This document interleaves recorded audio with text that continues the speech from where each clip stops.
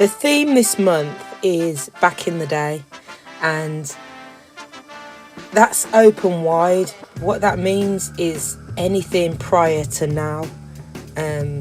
So that's our childhood, that could be generations before us, our history, all the way back to the beginning of time is back in the day. And it led me to thinking about the correlation between reflecting on our past, dwelling in our past, manifesting, and shadow work. So this is just some quick thoughts that I had on that I thought I would share with you all. Let's see if I can do this freestyle off the top of my head. So we look back in time to learn about how to proceed, which is Sankofa. We shouldn't look back in time to dwell on the pain or to relive experiences, because we are actually re-traumatizing ourselves. And this is me speaking from my own experience. So I am not a trained professional. I'm not a counsellor. I'm not a psychiatrist. I'm not a psychologist. But I have worked with young people for a long time, and I have worked in roles that are of a guiding capacity.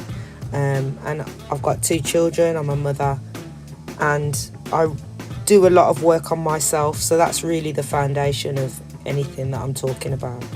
But yeah, what I've realised for myself is that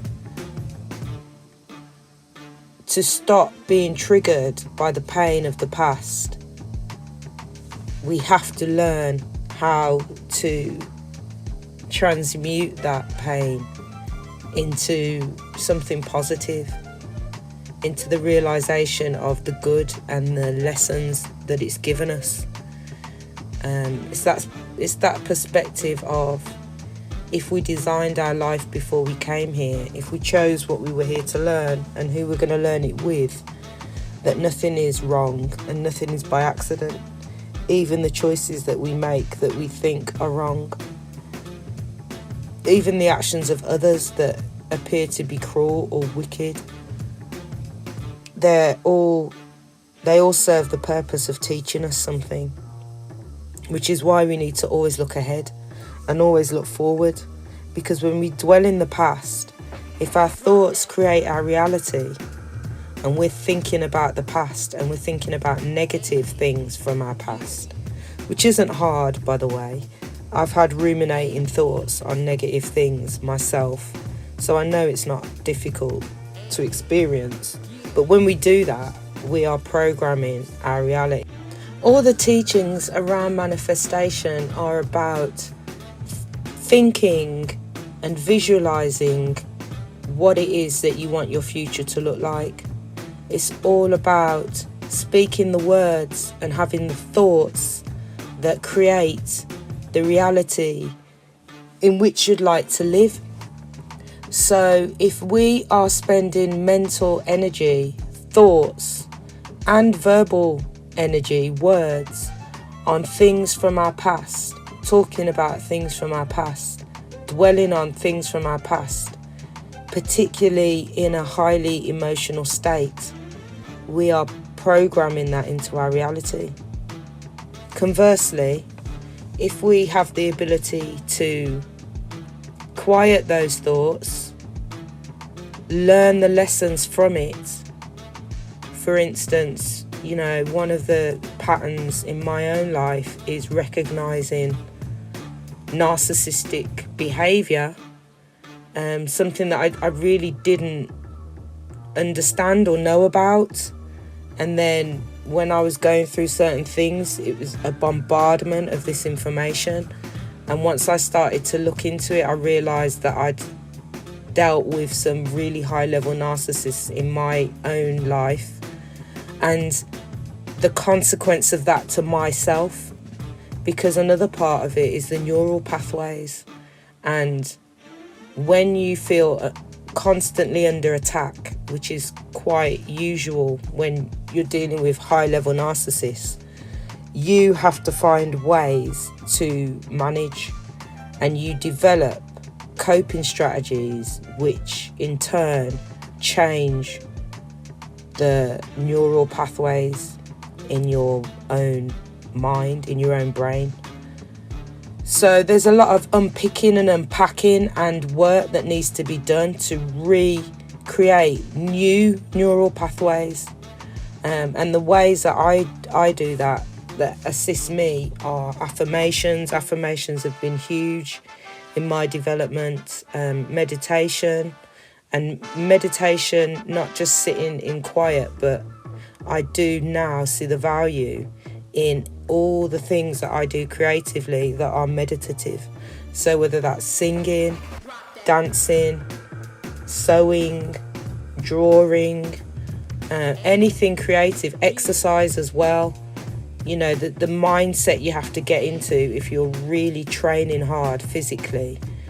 Anyone that does that knows the level of focus, and that there is a meditative state that you go to where it is your mind that is controlling your body, not your body. It's not physical pain that you have to overcome. Your mind has to overcome the challenge of the pain that you have to push through when you're exercising, when you're training, whether that's with weights, whether that's endurance, stamina.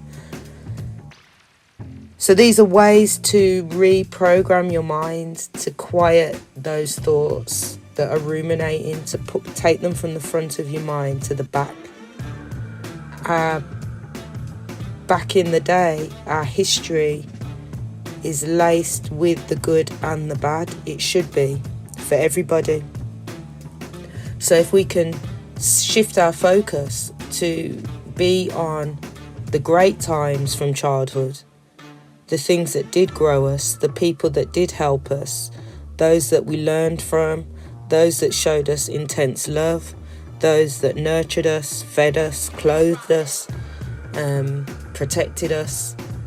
When we focus on those things, then it actually works as a battery in our back, as a power supply to push us through anything else, any other adversity that comes along. It's a reminder that we are lovable, that we are worth it, and that the negative circumstances, what appears to be negative, you know, it's a learning opportunity. So this is just some quick thoughts, as I said, that I felt like would be useful to put out there, something that I felt the need to say. So I've said it. So I pray you get something valuable from this. We're back on the 2nd of March with Back in the Day, hosted by I Am I, which is going to be fantastic. We will be performing, and we'll also be having a nice podcast conversation about our back in the day, our childhood. So we look forward to you enjoying what we have to bring. Give thanks.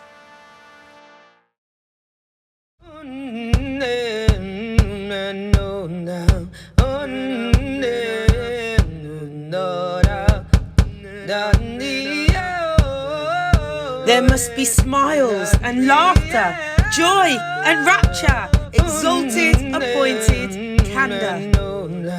Comically connected. We're comically connected.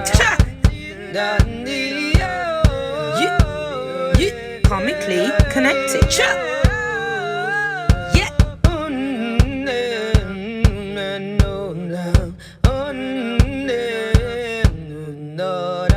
Foolishness.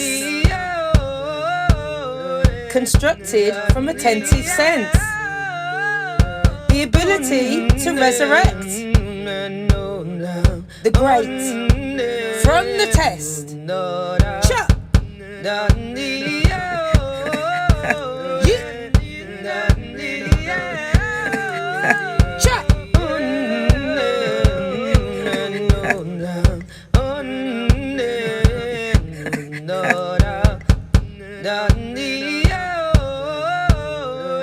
Comically connected. Comically connected. Glee and revelry. the highest degree. Glee and revelry to the highest degree. No.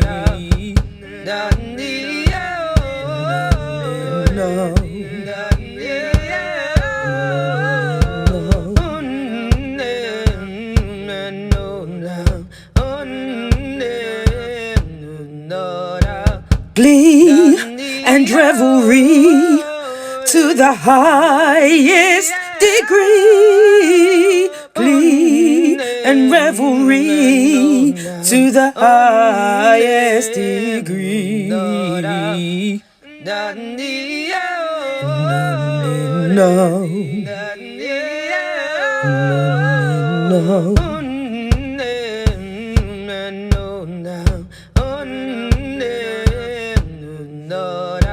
Release the stress from belly to chest. Let your face crack and tears fall down.